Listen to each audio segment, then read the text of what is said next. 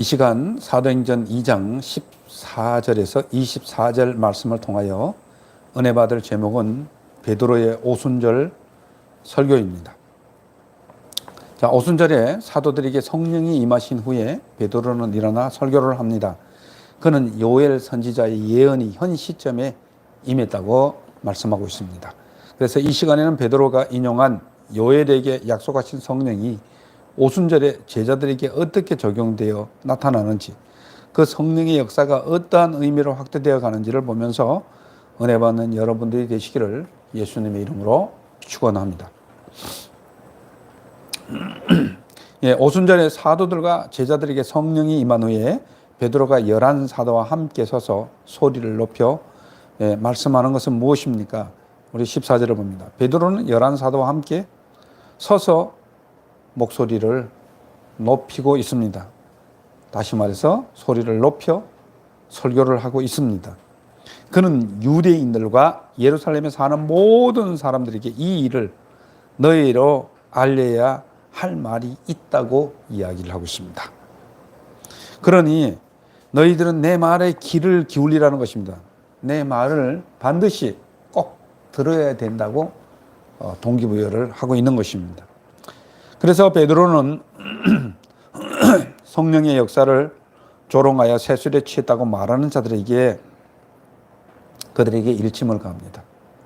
예. 무슨 말을 하고 있습니까? 15절을 봅니다. 너희들이 지금 이 성령에 의해서 듣는 이 소리가, 이 성령이 임한 이 상황이, 이 때가 제3시라는 것입니다. 그래서 지금 시간으로 환원을 하면은 이 계산을 하면 우리 시간을 말하면 오전 9시가 된다는 것입니다. 바로 너의 생각같이 이 사람이 취한 것이 아니라는 것입니다. 그들은 이 시간에 술을 마시지 않는다는 것입니다. 아주 상식적인 이야기를 지금 하고 있습니다. 그래서 데살로니가전서 5장 7절에다 보면 자는 자들은 밤에 자고 취하는 자들은 밤에 취하니라, 이런 말씀이 있습니다. 그래서 1세기 유대 역사가 요세푸스에 의하면 유대인들은 제4시, 다시 말해서 12시까지는 식사도 하지 않는다고 얘기를 하고 있습니다. 그런데 어떻게 세술에 취했다고 조롱할 수 있느냐는 것입니다. 이 이야기를 지금 하고 있습니다. 그래서 베드로는 성령의 역사에 대해서 구약 어떤 선지서를 인용합니까? 우리가 16절을 보면 베드로는 구약에 요엘이 예언한 말씀이 오늘 이르렀다고 얘기하고 있습니다. 요엘에게 약속하셨던 그 예언이 이르렀다고 얘기하고 있습니다. 그래서 이 구절은 요엘의 예언, 요엘서 2장 28절에서 32절 말씀이 성취되었다는 그런 뜻이 되겠습니다. 그리고 구약 요엘서의 예언을 인용한 내용은 무엇입니까? 우리가 17절을 봅니다. 하나님이 말세에 내 영을 모든 육체에 부어주신다는 것입니다. 요엘서에는요, 내가 이 말세에 내 영을 만민에게 부어주시겠다. 그래서 베드로는 모든 육체로 표현을 했습니다. 그래서 하나님은 말세에, 즉 메시아가 오실 때를 말세라고 얘기를 하고 있습니다. 그래서 말세라는 말은 예수님이 초림해서 예수님이 이 땅에 오신 때를 기점으로 해서 예수님이 다시 재림하는 때를 말세라고 얘기를 하고 있습니다. 그래서 말세 진말이라고 얘기를 할 때는 예수님이 재림하실 때, 다시 오실 때, 나팔 불면서 다시 오실 때를 말세 진말이라 이렇게 이야기하고 있습니다. 그래서 예수님과 초림과 재림 사이로 내 영을 모든 육체에, 모든 만민에게 부어주신다는 것입니다. 더 나아가 육체라는 말은 이방인을 포함한 모든 사람들에게 오순절 이후부터는 온 세상으로 복음의 활동 영역을 넓히신다는 것입니다. 그래서 그 성령이 임하면 너의 자녀들은 뭐 할 것이고 예언할 것이고 젊은이들은 환상을 본다고 했습니다. 요엘서는 이상을 본다고 했습니다. 너희 늙은이들은 꿈을 꾼다고 얘기를 하고 있습니다. 그래서 무엇보다도 우리에게 가장 좋은 지혜는 우리에게 성령이 임하는 것입니다. 성령이 우리 속에 들어오셔서 계시하시면, 성령이 우리 속에 들어오셔서 지혜를 주시면, 성령이 우리 속에 들어오셔서 우리에게 해결점을 주신다면 그것보다가 더 좋은 은혜는 없습니다. 이 은혜를 주시겠다는 것입니다. 그래서 예언, 환상, 꿈은 모두 구약 시대의 어떤 특수한 사람들에게, 특수한 선지자들에게 주어지는 하나님의 계시의 방편이었습니다. 선지자를 통해서 길을 묻고, 선지자에게 하나님 은혜를 주셨기 때문에 선지자를 통해서 길을 묻는 것입니다. 이런 특별한 사람들에게. 예. 유명한 선지자가 있잖아요. 대선지서에 보면 이사야라든가 에스겔이라든가 미가라든가 이런 선지자들이 있었습니다. 예레미야라든가 이런 분들이 있었죠. 그런 특수한 분들에게 하나님이 예언을 주시고 환상을 주시고 꿈을 주셨습니다. 그러나 이러한 것들이 오순절을 기점으로 하여 모든 사람이 누리게 될 것이라는 사실은 신약 시대의 모든 사람이 성령의 은혜에 참여할 수 있게 되었음을 우리에게 보여주고 있는 것입니다. 그래서 우리를, 이 시대를 살아가는 우리들을 보고 은혜의 시대에 산다, 이런 말씀을 하는 것입니다. 그러므로 신약 시대는 모든 사람들이 믿음을 통하여 성령을 부여받으며 하나님께로 나아갈 수 있는 것입니다. 그러므로 오순절 성령 강림이야말로 하나님의 최종적인 계시란 말입니다. 하나님을 나타내는 방법의 수단이 된다는 것입니다. 그래서 이것은 모든 교회를 위한 것이라는 것입니다. 모든 교회. 그래서 예수 그리스도의 이름으로 모이는 곳을 교회라고 합니다. 예수님은 너희가 내 이름으로 두세 사람이 모인 곳에 임마누엘 하나님이 함께 하시겠다고 말씀하고 있는 것입니다. 그래서 모이는 건 축복입니다. 그래서 이 코로나가 임했던 것은 이건 축복이 아닙니다. 왜요? 모이는 것을 방해하기 때문에 축복이 아닌 것이죠. 축복을 받기 위해서는 다 예수 그리스도 이름으로 모여서 한 마음으로 정말 하나님 앞에 찬송하고 또한 하나님 앞에 기도하는 것입니다. 그래서 비대면 예배는 그 축복이 아닙니다. 그건 저주입니다. 그건 좋은 게 아닙니다. 그래서 우리가 기도해야 될 것은 모든 사람들이 자유롭게 모여서 하나님을 칭송하며 하나님을 찬양하며 그러한 삶에 하나님께서 영광을 받으시고 그 가운데 복을 주시겠다고 말씀하셨습니다. 그런 걸 봐서는 우리가 대형교회들이 회개해야 되는 것이죠. 대형교회가 정말 하나님 복을 주셨는데 과와 과부들을 돌보며 어려운 사람들을 돌보고 선교사님들을 돌보고 작은 교회를 돌보고 또한 정말 어려운 사람들을 돌보는데 게을리했다는 것들을 반증해주고 있는 것이죠. 지금 큰 교회들이 지금 굉장히 지금 힘들고 있잖아요. 예배를 못 드리고 있지 않습니까? 근데 이 시대가 작은 교회들이 힘을 쓸 때가 아닙니다. 이게 축복이에요. 정말 인간들이, 하나님은 사람을 만들어 놓았어요. 이 땅에 평만하며 번식하며 또한 자식을 낳으며 하나님 앞에 영광 돌리라고 했는데 바벨탑 사건은 뭘 얘기하고 있습니까? 그들은 모여서 자기 이름을 드러냈잖아요. 그러니까 하나님께서 그들의 언어를 다 흩어버리고 흩어서 서로가 소통이 되지 않게 다 흩어지게 만들었잖아요. 그래서 하나님은 다시 오순절 마가의 다락방에 성령이 역사하심으로 말미암아서 정말 복음 안에서는 다 통할 수 있게끔 만들어 놨잖아요. 이 복음이 얼마나 좋은지 몰라요. 선교사로 나가보면 압니다. 외국에 나가보면 압니다. 서로가 말이 통하지 아니해도 크리스찬이고 서로 말이 통하지 않고 내가 예수를 믿는다는 그 이유 때문에 도와주고 또한 서로가 정말 아껴주고 길을 알려주고 서로 함께 나누는 이런 삶이 가능한 것이죠.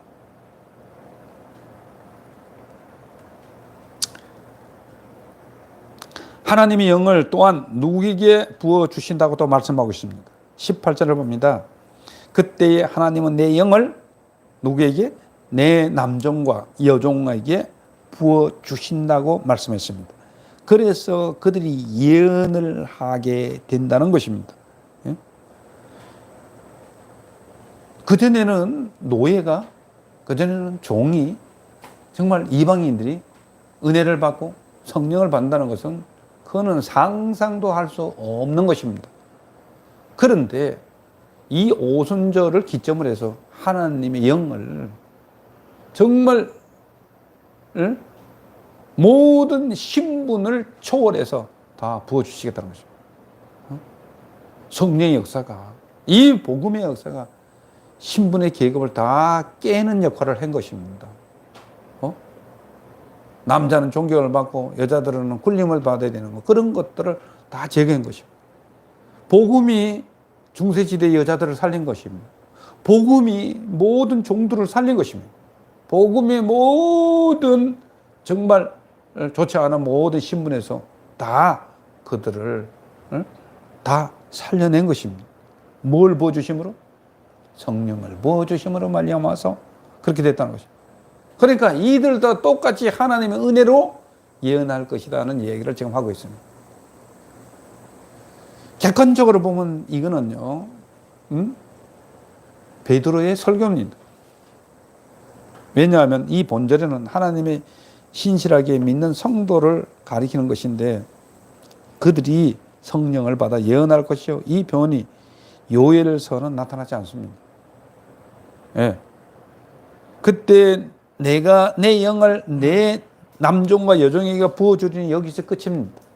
그런데 그렇게 부어주면 그들이 예언할 것이요라는 것은 베드로가 붙인 것입니다.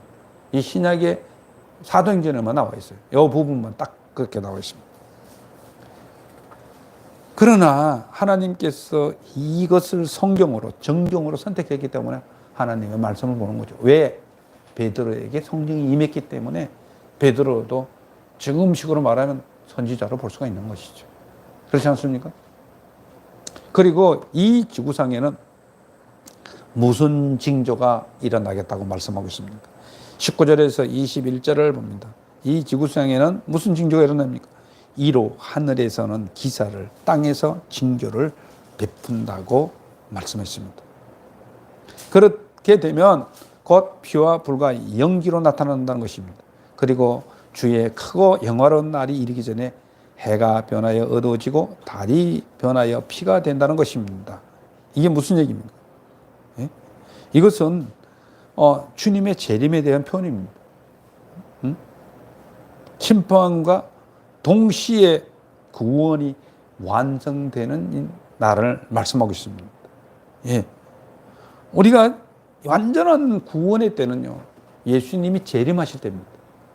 재림이라는 것은 무엇과 동등하게 쓰입니까? 심판과 동일하게 쓰인다, 이렇게 볼 수 있습니다.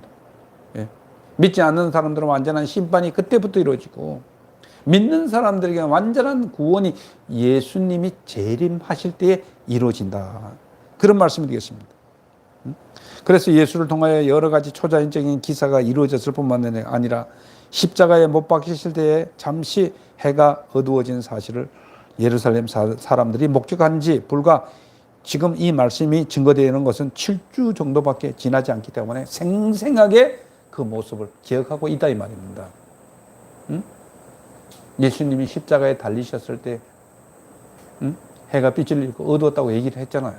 한 3시간 동안 그런 게 진행됐다는 것들을 여러분들 기억하실 것입니다.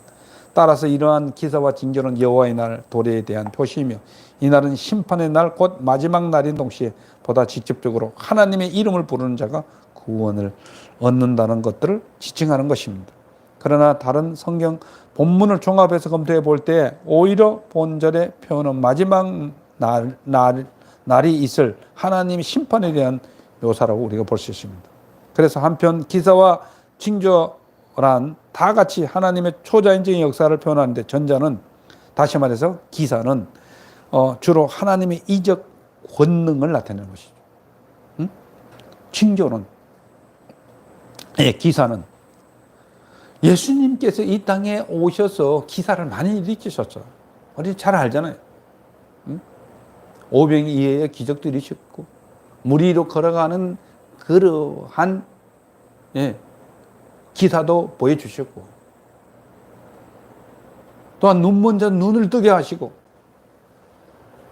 죽은 자를 살렸잖아요. 그러한 일도 있었습니다.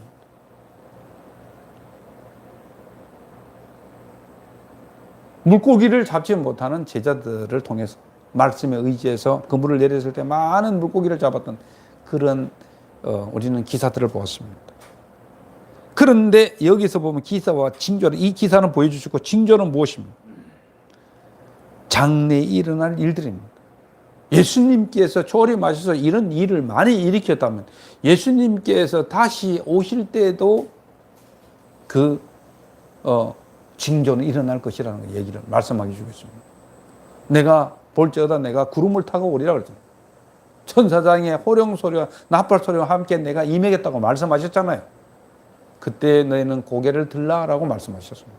그 일이 이루어진다는 것입니다. 전자가 일어났다면 후자도 이루어질 것을 우리가 믿잖아요. 그렇지 않습니까?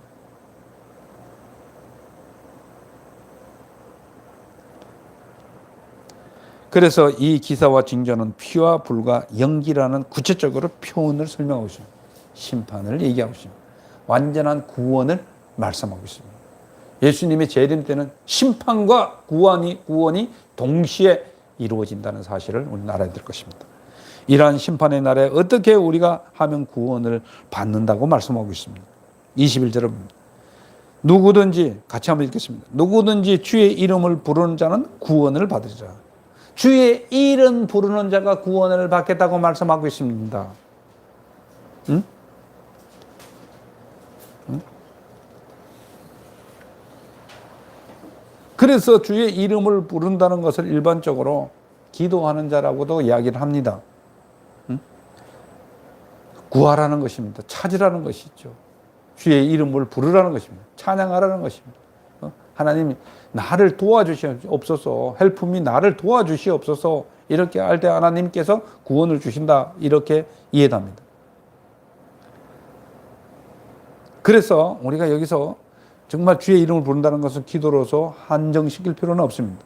오히려 본절에서 부른다는 표현은 믿는다는 의미로 이해되는 것입니다. 보십시오.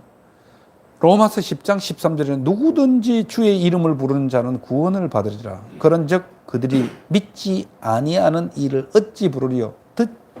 듣지도 못하는 일을 어찌 믿으리요? 전파하는 자가 없이 어찌 들으리요? 아주 사도 바울이 정확하게 해석을 했습니다.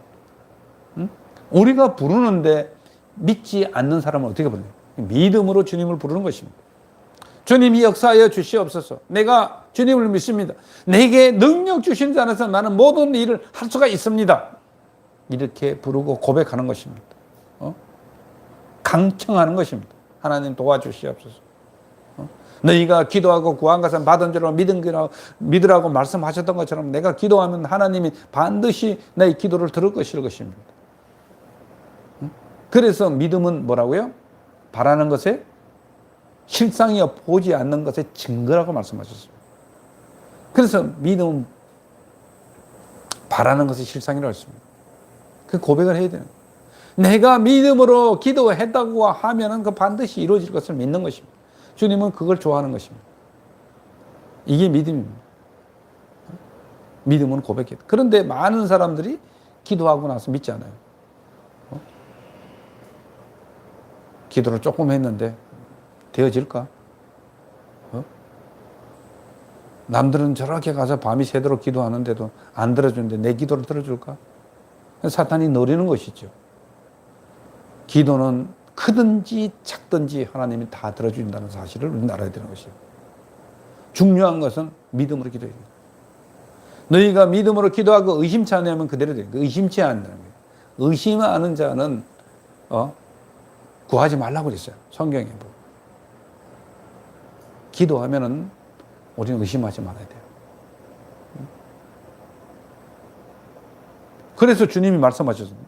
너희가 이 사람들을 들려 저 바다에 던져라는 말이 이럴 줄 믿고 마음에 뭐하지 않으면 의심치 아니하면 그대로 되리라 그렇게 말씀하시는 것입니다. 주님이 믿음을 그렇게 가르쳐 주시는 것입니다. 너는 주님을 의심하지 말아야 돼. 주님이 신뢰하는 것을 의심하지 말아야 돼. 하나님 반드시 우리의 기도를 들으신다 하는 것들을 믿고 부르면 구원을 얻겠다고 말씀하십니다.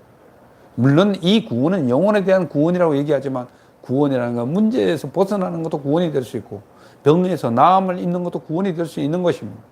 그래서 이런 원리를 적용하면은 우리 영혼이 구원받을 뿐만 아니라 우리의 문제에서도 구원받는 역사가 일어날 줄 믿으시길 바랍니다. 우리가 믿음의 사람이 왜 세상에 있는 상식을 믿고 있습니까? 우리는 상식을 훨씬 넘어서는 자들입니다. 왜? 믿음이 있는 자들이기 때문에. 왜? 하나님의 말씀에 약속을 붙잡고 있는 자들이기 때문에 우리는 상식에 머물러 있는 사람들이 아닙니다. 예수님이 하신 일을 상식으로 이해가 됩니까? 절대 이해가 되지 않습니다. 예수님이 하신 것들을 우리가 이성으로 이해할 수 있습니까? 절대 이해를 하지 못합니다. 우리가 믿음의 눈으로 볼 때에 그게 이해가 되는 것이죠. 사도 베드로는 이스라엘 사람들에게 성령 강림에 대해서 각인시키는 것은 무엇입니까? 22절을 봅니다. 이스라엘 사람들아 이 말씀을 들으라는 것입니다. 너희도 아는 바와 같이 하나님께서 나사렛 예수로 큰 권능과 기사와 표적을 너희 가운데 베푸셨다고 말씀하고 있습니다. 예수님이 하셨던 일들을 다시 한번 상기시켜 주시는 것입니다. 그러니까 하나님의 말씀은 듣고 또 듣고 할 때 완전해지는 것이라는 사실을 우리는 알아야 돼요. 확실해지는다는 사실을 우리가 알아야 돼요. 왜냐하면 그걸 주님을 위해서 주님이 못 알아들을까 봐 그런 것이 아닙니다. 우리의 믿음이 확실하게 하기 위해서 우리가 계속 우리가 반복을 하는 것입니다. 그래서 확신에 찬 그런 말로서 나는 주님을 믿는다고 얘기해야 되고 확신에 찬 그런 마음으로서 우리가 기도할 때 하나님께 들으시는 것입니다. 이게 굉장히 우리가 중요한 것이죠. 그래서 너희 앞에서 예수를 증언하셨다고 말씀하고 있는 것입니다. 예수님은 십자가 사건은 어떻게 기억되었으며 그 과정은 어땠습니까? 23절을 봅니다. 하나님께서 정하신 뜻과 미리 아신 대로 내어준 바 되었다는 것입니다. 이 변은 유다에 의해서 내어준 바 되었지만 넓은 의미로 단순한 유다만 포함시키지 않고 예수에 대해 거짓 증거하고 조롱했던 유대인들도 다 포함시키고 있습니다. 이런 사람들의 죄 때문에 내준 바가 됐다는 것입니다. 이 죄 때문에. 그 죄 가운데서 그 백성을 건지기 위해서 주님은 제물로 내준 바 되었다는 것입니다. 이거는 하나님의 계획 안에 있었다는 것입니다. 계획 안에 있었다는 것입니다. 왜냐하면 우리가 죄에서 벗어나고 우리가 저주에서 벗어나는 길은 누군가가 대신에 죽어야 되기 때문에 누군가가 그 죄값을 치러야 하기 때문에 이 세상에 그 누구도 인간의 이 죄성과 이 저주에서 빠져나오게 할 분은 아무도 없다는 거예요. 왜? 다 죄가 있기 때문에 모든 사람이 죄를 범하였으면 하나님의 영광에 이르지 못하기 때문에 죄 없는 누군가가 나를 위해서 죽으셔야 되는데 죄 없는 자가 죽어야 되는 것은 하나님밖에 없습니다. 그래서 하나님께서 이 땅에 정말 예수 그리스도를 내어준 바가 되었다고 말씀하십니다. 가룟 유다의 죄뿐만 아닙니다. 제자들의 죄를 위해서 오늘날 믿는 우리들의 죄를 위해서 그는 십자가에 내준 바 되었다. 그런 말씀이 되겠습니다. 그렇게 해서 법 없는 자들의 손을 빌려서 못 박아 죽였다. 법 없는 자들이 누굽니까? 그들은 바로 빌라도를 얘기를 하는 것이죠. 그들은 이 하나님의 법이 없어요. 세상의 법을 가지고 판단하는 사람들입니다. 세상의 법이 얼마나 불법이 많습니까? 그런 법에 의해서 예수님은 죽으셨다는 것입니다. 그래서 이 표현을 더 정확히 얘기하면 팔레스타인은 로마 당국자들을 가리키는데 그들은 유대 당국자들에 의해서 선동되는 그대로 실행하였던 자들입니다. 그리고 그곳에 모인 자들 모두가 예수를 못 박아 죽인 것처럼 베드로가 표현한 듯한 인상을 받게 되는 것입니다. 그러나 실제로 그들 중에 많은 사람들이 예수의 죽음과 아무런 상관이 없습니다. 그럼에도 불구하고 베드로가 그렇게 표현한 것은 예수를 죽음에 내어주어 십자가에 못 박은 것은 개개인의 죄가 뿐만 아니라 유대 민족 전체의 죄였기 때문에 온 인류의 모든 죄였기 때문입니다. 그러나 하나님은 하나님의 공의가 예수 그리스도를 통해서 어떻게 실현되었다고 생각하십니까? 하나님의 공의. 하나님은 공의는 공평합니다. 하나님의 공의는 죄를 진다는 거기에 대한 분명한 대가를 받는 것이 하나님의 공의입니다. 죄에 대해서는 반드시 심판을 받아야 됩니다. 이 세상에도 그렇잖아요. 세상의 죄를 지으면 대통령이든 누구든지 법 앞에는 평등하다고 해서 거기에 대한 대가를 져야 되는 것입니다. 이겁니다. 물론 그게 아닌데 불법을 가지고 말할 때 문제가 생기는 것이지.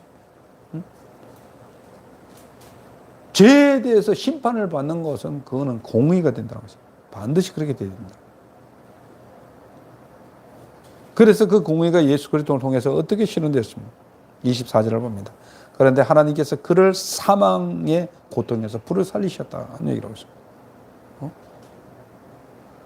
그는 죄 없는 몸으로 우리의 죄를 위해서 십자가에 달리셨고 거기에 구속이 됐지만 하나님은 그것을 사망의 고통에서 풀어 살리셨다는 것입니다. 예수님의 부활이 법 없는 자들의 어떤 행동은 전적으로 무관하게 하나님의 역사하심을 따라서 되어진 이름을 밝혀주고 있는 것이죠. 그런데 히브리서 4장 15절에 보면 예수님은 이 땅에 오셔서 인간의 모습을 입고 오셨기 때문에 우리의 인간의 모든 것을 체휼하신 분이라고 말해요. 우리의 동정 느낌을 다 느끼고 우리가 받는 고통을 다 느끼는 분이지만 그에게는 죄가 없다고 말씀하셨습니다. 히브리서 4장 15절에는 보면요. 죄가 없다고 말씀하셨습니다.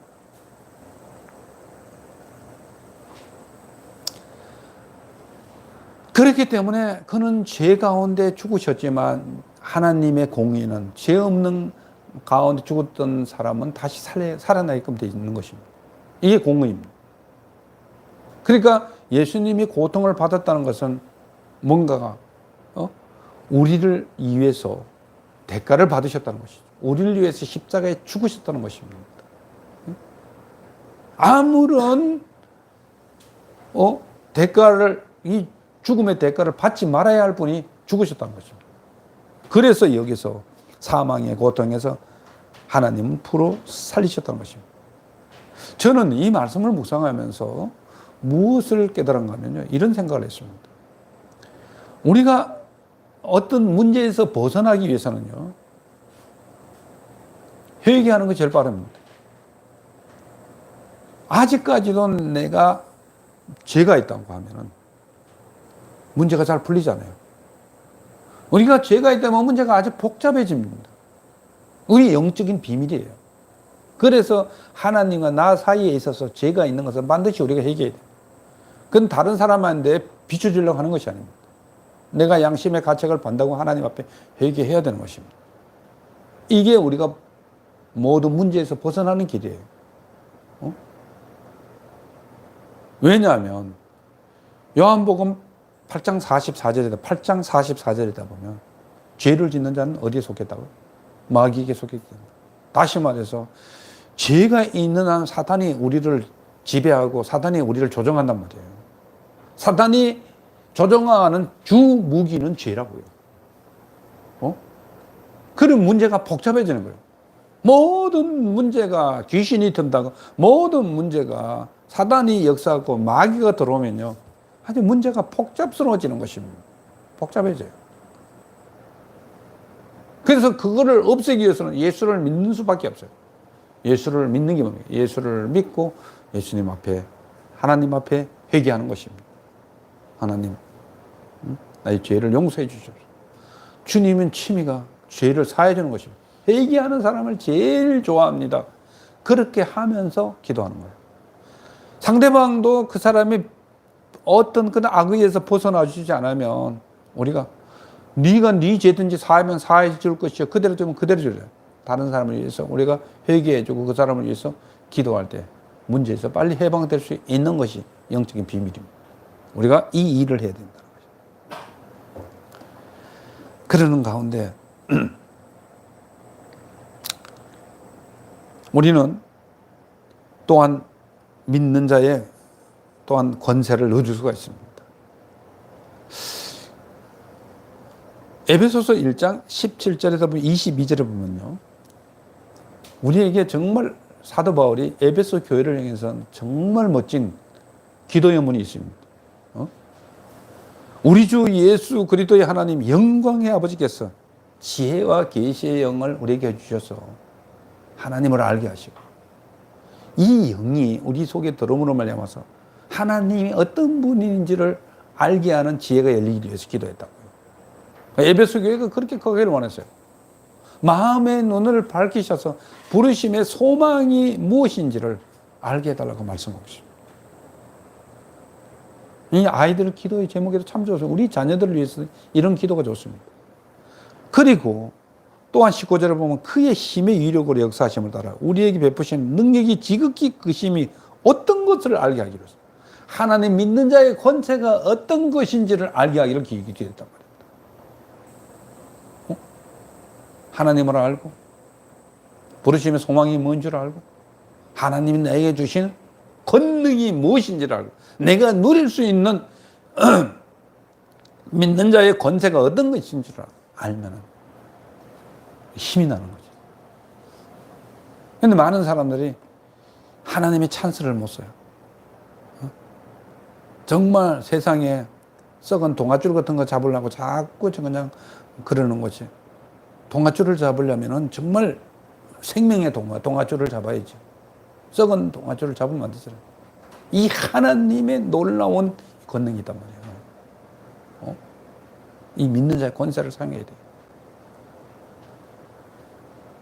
요한일서 4장 4절에는 보면 내 속에 계신 이가 세상에 있는 이보다 크다. 내 속에 누가 계십니까? 예수 그리스도가 계시단 말이에요. 하나님이 계시는, 내 속에 계신 이 하나님의 영이 세상에 있는 이 귀신의 역사보다 더 크다는 것입니다. 이 공중 권세 잡고 있는 사단의 역사보다 더 강하다는 것들을 알기를 원한다고요. 이걸 우리가 고백을 해야 돼요. 그런 거 우리가 알아야 돼요. 귀신의 역사는요, 예수 그리스도를 통해서만이 물리칠 수 있고 가능한 거예요. 이 신기한 역사입니다. 그래서 무당 섬기고 집에 구판 만들어 놓고 잘 되는 집이 없습니다. 이상해집니다. 우리나라의 정서가 그런 정서가 많아서, 뭐 다 그런 건 아니에요. 우리나라에 보면 집집마다 다 예수 그리스도가 들어오기 전에 푸닥거려 하고 고치고 귀신대 들고 왔다 갔다 하는 집들이 많았다고요. 이런 문화였습니다. 그런데 우리에게 복음이 들어오고 우리에게 정말 하나님 말씀이 들어올 때 이런 것에서 벗어날 수가 있게 된 것이죠. 예수님은 이 저주에서 우리를 위해 십자가에 죽으시고 이 사망의 고통에서 풀어 살리셨던 것처럼 오늘날도 우리를 이 사망 가운데서 늘 질질 끌려다니던 우리 인생에서 우리를 풀어 살릴 줄 믿습니다. 그런 은혜가 여러분들에게 넘쳐나기를 예수님 이름으로 축원합니다. 그래서 그 이유는 예수님은 사망에 매어 있을 수 없습니다. 예수 믿는 사람들도 이 사망에 매어 있을 수 없습니다. 하나님 반드시 우리를 그 올무에서 벗어나게 하셨을 것입니다.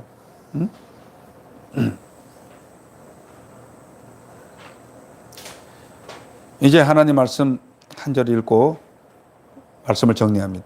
로마서 5장 17절입니다. 한 사람의 범죄로 말미암아서 사망이 한 사람을 통하여서 왕노릇하였은즉 더욱 은혜와 의의 선물을 넘치게 받은 자들은 한 분 예수 그리스도를 통하여서 생명 안에서 왕노릇하리라.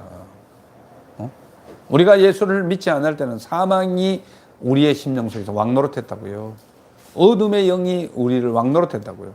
사단이, 마귀가, 귀신의 역사가 우리 속에서 왕노릇했다고요. 우리의 감정과 우리의 안목의 정욕과 육신의 정욕과 이생의 자랑을 가지고 마음껏 우리를 휘둘렀다고요.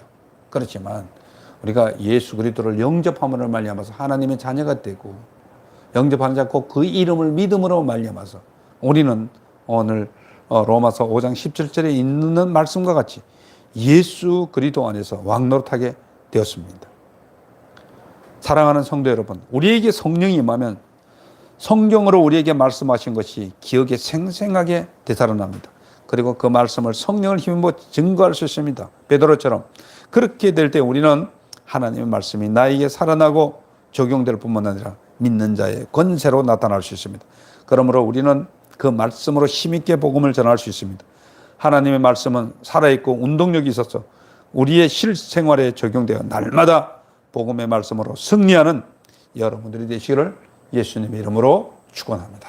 기도하겠습니다.